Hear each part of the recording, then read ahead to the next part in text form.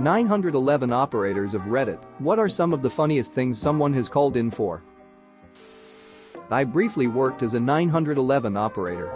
When someone called on the non-emergency line, we always answered the same way: blank police and fire, this is a recorded line, how can I help you?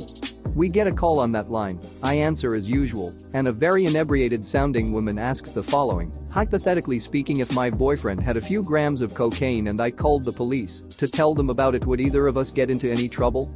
Ma'am, you're calling the police on a recorded line. I know, but what does the law say? I don't know, ma'am, I'm not a police officer, would you like me to send one? Yes, please. She gives me her address, an officer responded, but there were no arrests. That one had me scratching my head. Had a grown man calling in about a monster trying to get into his son's room. He's the right kind of frantic, where I know it's not a mental health crisis, but I still couldn't figure it out. Well, he's a Middle Eastern male with a real thick accent, and I was having a hard time understanding, so he gave the phone to his son. The monster had climbed a tree and was at his bedroom window. And it was as big as his dog. And it has hands like him, but tiny.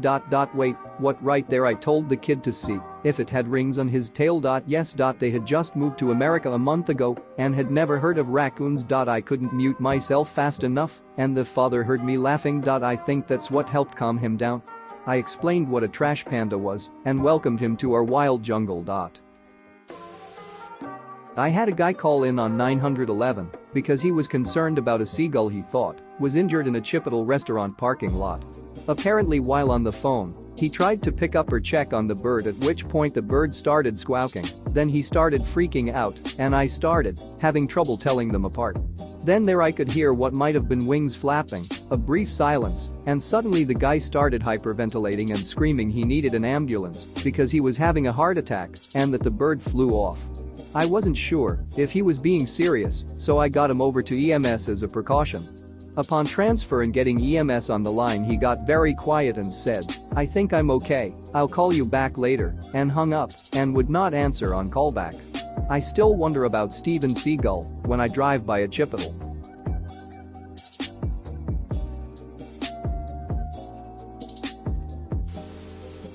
I just certified as a call taker and got mandated for overtime, of course, on my first shift. Policy was if someone insisted they saw something, we take it as face value and enter the call. Well, this lady called me just after midnight and swore she saw a chupacabra on the west side of Orlando and insisted in an officer doing an area check. Not too long after that, a coworker was in on his night off and left the building. He called 2 minutes later saying he saw a kangaroo hopping down the street. I can't make this shit up. A little kid called 911 because he wanted the cops to come arrest his brother. You see, their mom said that the caller's brother was supposed to share the Legos, but he wasn't sharing. The caller's brother said that he was playing with all of the Legos, which wasn't possible. There were too many Legos for one person to play with all of them at once, argued our caller. Therefore, his brother was a liar, a jerk, and a turd, and we needed to come and arrest him. We had a high degree of confidence that this wasn't a coded request for help, so we asked to speak to an adult, confirmed that there was no distress, and closed the case. Share your Legos, kids. P.S. If your kid ever calls 911, don't get mad at them. We want them to call 911 if they think they should. We would much rather have them call 911 for something silly than have them not call when they should because they're afraid they'll get in trouble. I was a 911 dispatcher years ago, but had 2 specific calls that still make me laugh. 1. A frazzled mother called cause her 6-year-old had gotten into the roof and she couldn't get him down. She kept screaming about how we need to hurry. Not because she was worried he would get hurt, but because he had done the before and last time he peed in the air vents. 2. This was before weed was legal in my state, but a college kid called asking for an ambulance. He was super worried that he was having an allergic reaction to the weed he just smoked. When asked about his symptoms, he said, "I just can't stop eating Cheetos." Not me, but my wife, who works both as a secretary for a fire department and as a volunteer firefighter. A lady calls asking if she can donate a building for a training burn-in. After asking questions, she finds out it's not a building, but an RV. More questions. It's not her RV, it was abandoned on her property. Just a few more questions. It's not exactly abandoned. It's her ex-husband's RV. And he's living in it and won't leave. She wants my wife's fire department to burn it down. Wife's fire department declined. I don't know if this counts as funny. I'm from a small town. Everyone knows everyone. My Uncle Jim is a cop. All the dispatchers and first responders know my grandma pretty well. One day, my uncle was working on something electrical in the basement. He was shocked. He was unconscious, but he ended up being fine. My grandma called 911 and screamed into the phone, "V. It's Kate. Jimmy's been shocked." What V, the dispatcher, heard was, "Jimmy's been shot." Every single police officer, sheriff's deputy, EMS, paramedic, firefighter, and park ranger in town arrived at my grandma's house. My uncle was super confused and embarrassed. Not an operator, but I have to share my experience. The area code in my city is one number away from being 911. So when I was 6 and trying to call my dad from the home phone, you can imagine my surprise when I heard 911, "What's your emergency?" Turns out I got the area code wrong, and it called the police instead. And my 6-year-old shocked brain decided it would be a good idea to just hang up. 20 minutes later, I hear my aunt, who was in a room close to the front yard, yell, "Why are the cops here?"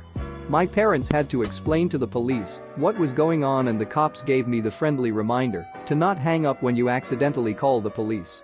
My parents, however, weren't as forgiving. There are funny calls that come in all the time.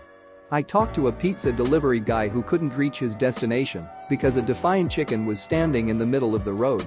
I stayed with him on the phone as he pleaded with it to finally move along. Truly a chicken crossing the road moment. Another time I took a call where a guy insisted he was in an argument with a man dressed as a giant Pepsi bottle. He said the man in the Pepsi suit had stolen his debit card and refused to give it back. Upon arrival, the officers told me he was high as shit and arguing with a vending machine. Was a 911 operator before becoming a paramedic. Had a lot of funny ones, but by far my favorite involved an all too common problem of a kid getting a hold of a locked cell phone and only being able to dial 911. It was Father's Day, mind you. Had this particular kid, about 5 years old, call in at least 6 times, but he'd never stay on the line long enough for us to get a good ping on his cell phone. It was probably about 2200 local at the time, not early but not too late in the night. Long story short, we were finally able to get him to stay on the phone long enough by talking about how his teddy bear was sick. We asked to speak to his parents, and he told us they were in bed and the door was locked, so we asked him to go knock on the door. He then told us he had been locked in his room. Okay. I think we know what's going on now. By this point we had an officer en route to this kid's house to go make sure everything was okay and to tell his parents the kid has been calling 911. The officer arrives on scene. A few minutes go by, then the officer comes over the radio and says S120 back in service, the teddy bear is 10-4. The officer made his way up to the comm center and proceeded to tell us all that the kid's dad answered the door wearing only boxer shorts and was more than a little agitated when he found out his son had been calling 911. Apparently the dad had been getting his Father's Day gift from mom when the officer showed up. Caller called because they got their head stuck in a cat tree, with the cat stuck inside with it. Throughout the call I kept hearing like, "Ow, fuck, and dude, this isn't fun for me either, dude. I know, fuck, dude." Caller ended up going to the hospital for a minor case of serious head lacerations. Okay, I don't really know the severity, but I'm sure they got some stitches. The other cool thing was that the caller was using an Apple Watch to call 911 because obviously they wouldn't be able to hold the phone to their ear. We get about a dozen misdials from Apple Watches a day. It was nice to finally see one being used for real.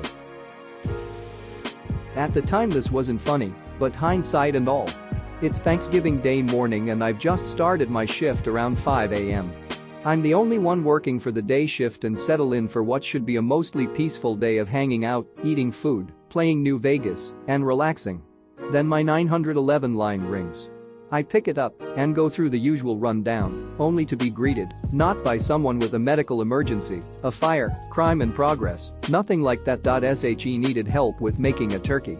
I told her this was an emergency line, and she informed me this was an emergency because she had family coming over that night and she had to do Thanksgiving dinner. I apologize for her problem, but inform her it's not an actual emergency, so I need to clear the line. And yes, I went through our procedures to check to see if this was a domestic issue or something like that, where the individual couldn't speak freely. This was not that. She calls back a few minutes later and hangs up upon realizing it is me. She calls back again, gets me, and I inform her it's only me working, so this won't work. Before I can tell her that La will come out to her location next time, she hangs up. About 10 minutes later she calls again, pitching a sob story about her Thanksgiving being ruined and needing help to salvage it for her family. I let her know it is on their way. She tries to call it like I'm bluffing until I read back her address. So she hangs up. Ellie arrives, and she plays dumb like she has no idea why they are there, but everything is recorded, and we've had her number and address ping with every call. She gets a verbal, and they leave only for her to call me back to chew me out for sending La to her home and scaring her kids, so she wants to talk to my supervisor to file a complaint. Shockingly, this didn't get her very far, but it did get La back out to her place to actually issue her a citation for abusing 911 and tying up the lines. Monday morning she called 911 again to complain about me and again got another citation. Then there was the boy who called because his older brother climbed on the roof, couldn't get down, and so he panicked, dialed 911 so we could get his brother down before mom and dad got home. The brother was apparently planning to jump to the trampoline but chickened out and couldn't climb back down. Mom and dad came home while the fire department was getting him down. They weren't happy